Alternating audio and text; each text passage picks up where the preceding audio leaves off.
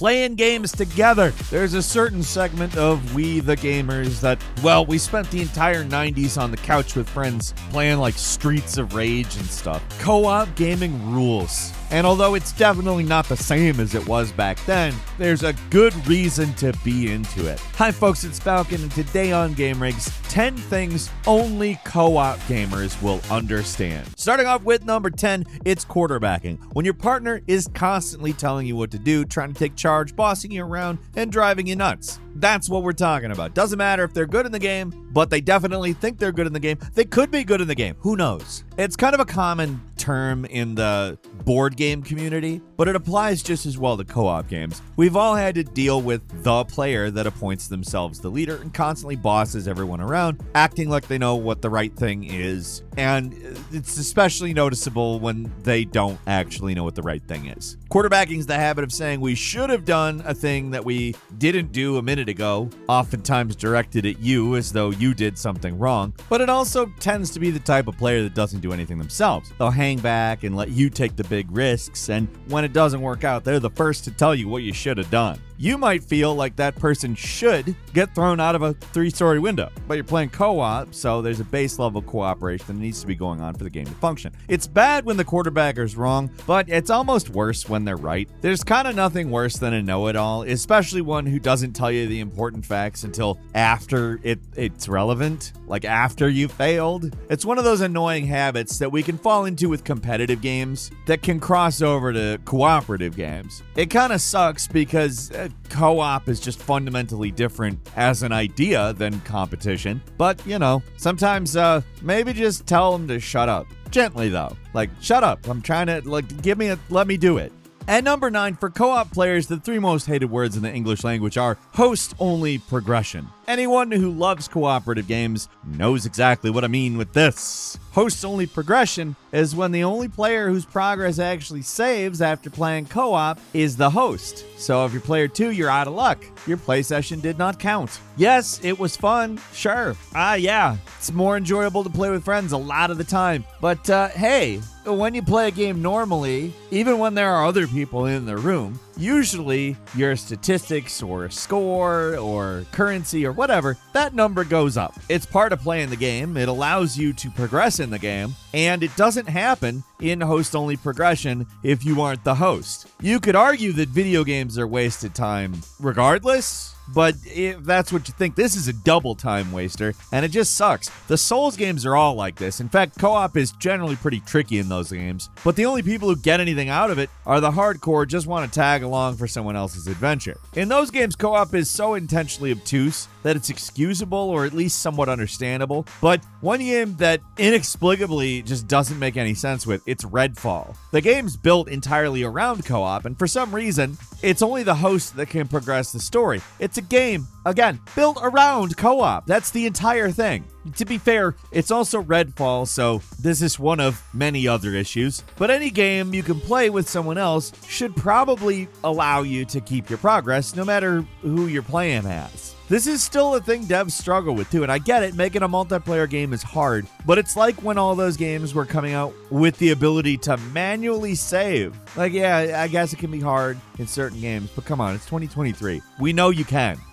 And number 8, the mystery of just trying to explain to somebody who just doesn't get it. Like any co-op game that's not the most basic of beat-em-ups or shooting is eventually going to run into this problem. One player knows what's going on and what they need to do, and the other player doesn't. Pretty standard stuff, we've all been there, but here comes the bottleneck. Actually attempting to explain. Expect a lot of ums and ers. There will be fingers pointed at the screen, angry sighs, and no one will go home happy because you're in a rock and a hard place. Player 1 can't explain anything if their life depended on it, and player 2 is incapable of following instructions or absorbing information. This is the sort of thing a co-op game can devolve into after an extended session when everyone's getting a little loopy. Sometimes the chaos of trying to do even the most seemingly simple actions, it can be pretty funny, and there's times where it can be utterly miserable. Depends on the mood in the room. It's situations like this where having someone who has or is currently serving in the military makes a very big difference, because these guys know how to give and get instructions in a clear and understandable way. There's plenty of players who will fail to grasp the task at hand, but sometimes people just don't ever grasp the task at hand, and you literally end up taking the controller out of their hands and demonstrating what the hell that you're saying.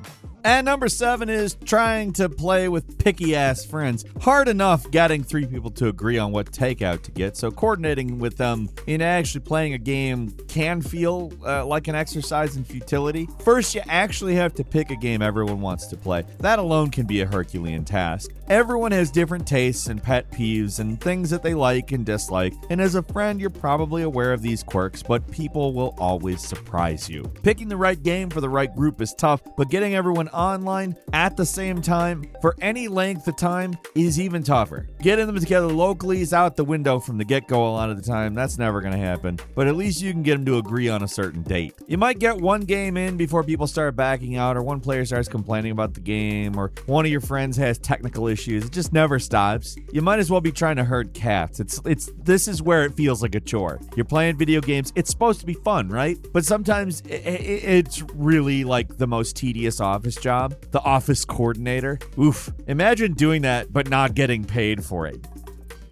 And number 6, the game that ended a friendship. Sounds pretty extreme. I mean, seriously, a lifelong friendship ended by something as stupid as a video game, but it's happened. Some games seem like they're custom built to ruin friendships, like Cuphead's infuriatingly difficult co-op, or the pure evil that is Battletoads on the Nintendo. It's a game that not only has friendly fire, but also a bug. At least I think it's a bug. It might be on purpose. I don't know. But if one player runs out of lives, both players die. It's like they want you to walk away from the game hating the other player.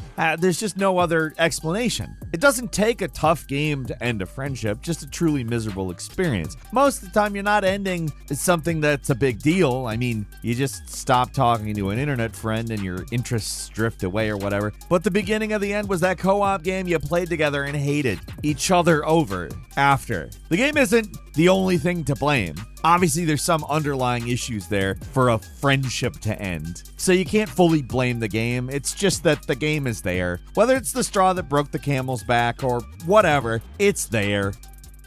At number 5, stealing power-ups, a serious crime. You're playing a beat 'em up, or anything with power-ups or healing items, and you're going for something. It's something you really need, and your teammate swoops in and steals it, and then completely wastes it. Everyone knows the guy who just grabs every healing item on the ground, no matter what their health meter looks like, full or not, and they just pick up that power up at the worst possible time. It's not just annoying, it's actively detrimental to the game. This is co-op after all, so working together is a big part of the action here. So they're not really making it better on themselves, they're actually making it harder. Like, they benefit from you having that thing and they take it from you. Serious crimes deserve serious punishments too. Well, when you're playing online, your options are pretty limited, but if you're on couch co-op, sky's the limit. Smack the controller out of their hand, steal their chips, do whatever it takes. Yes, they're going to complain that the punishment outweighs the crime, but they didn't need those Oreos, while you did need that power-up. And number 4, trying to play co-op with a non-gamer. True misery. True misery. No matter how patient you think you are, there's no preparing for this. Getting a non-gamer to play a game, like a partner, a parent, a cousin, a nephew, it doesn't work. You think it could possibly work, but I don't know why. There's even a part of you that's saying, this isn't gonna work, but you're like, I don't care part that is rational. The rest of me is like, let's turn this damn thing on for some reason.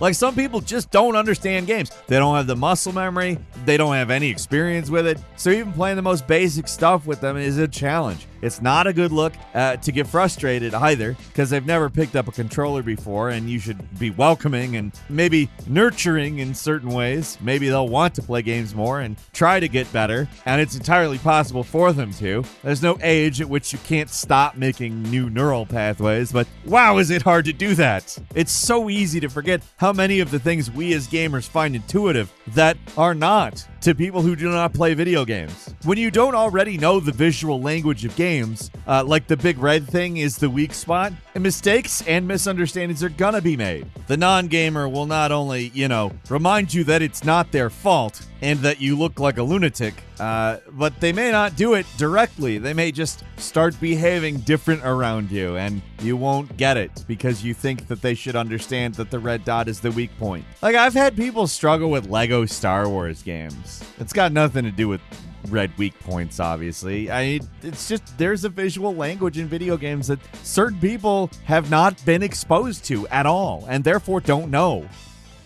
At number 3, the pain of playing with someone who takes their time doing everything. It may sound like I'm just talking about inexperienced gamers again, but I am not. Oh, I am not. Think about it for another second. You know what I'm talking about. People who take forever to select dialogue options. People who linger in the menu for ages. They stop, consider every solitary environment. They pick up all of the things and they make decisions as though it actually will affect their life for years to come. It is frickin' miserable. And yeah, there's plenty of players who go too far in the other direction. The ones who are constantly beelining to whatever objective as quickly as possible, not taking a second look around, not bothering getting their bearings or enjoying the game. They're annoying too, but at least they're actually engaged in the game. If you're online, it starts to feel like the type of player I'm talking about with this point is just repeatedly checking their phone. Like, it's kind of like that. Are you slowing down all your activity in the game so that it's believable that you're not checking your phone? I don't know.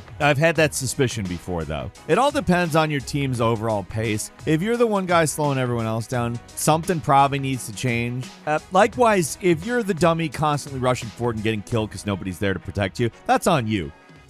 And number 2 is trying to find the perfect balance. It's hard enough getting your friends to play with you, so you'd think jumping online would be just as easy, but a lot of games, that doesn't help. There's a lot of games with RPG mechanics where it's nearly impossible to find another player at the same level range as you. More often than not, you're stuck with somebody who's hopelessly underleveled, who expects you to carry them, or someone who's way overleveled and just clears everything with ease, and maybe even views you as a little bit of an inconvenience. Depending on what you're looking for, I guess that could be fine, particularly if host-only progression isn't a thing in the game you're playing. But for people who want to play the game as intended, it can be frustrating to just find somebody at an appropriate skill level. Maybe on day 1 it's not as hard, because everyone's kind of on the same footing, but if you're coming in late, and you're a newbie filled with max level maniacs that have been playing a game nonstop since it came out, it's going to be difficult. They're the only ones dedicated enough to keep playing after all this time too, so you're kind of stuck with them. A lot of games try to match you up with a player closer to your own level, but that can lead to situations where you just can't play with anybody at all. So you're either stuck playing with characters who ruin a game's balance, or you're stuck searching online for other players to match with, which that's its own ordeal. Online matchmaking tools are meant to make co-op easier, but a lot of the time it's just another hurdle.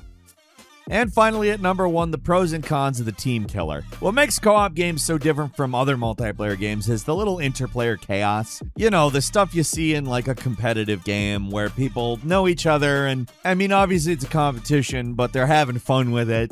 Shoving players, throwing people around, and generally being antagonistic to one another is kind of fun. It's kind of a little sense of camaraderie you develop, and that sort of behavior is fine for those competitive games. That kind of behavior can be absolutely hilarious and the most memorable part of the game in some games, but it's not fun in co-op, depending on who you're playing with. Honestly, even in these types of games, you can have instances where it's fun. Like if everybody's a troublemaker, sure. But if everybody isn't a troublemaker, if most of you are just trying to play the game and you have a troublemaker and they do all these kinds of I know you guys and we've been playing Counter-Strike since forever, let's make some mischief. And then they just do that on a co-op campaign. Yeah, there's things where team killing can be fun, depending on the group, but it can also be absolutely miserable. And that's all for today. Leave us a comment. Let us know what you think. If you like this video, click like. If you're not subscribed, now's a great time to do so. We upload brand new videos every day of the week. Best way to see them first is, of course, a subscription, so click subscribe. Don't forget to enable all notifications, and as always, we thank you very much for watching this video.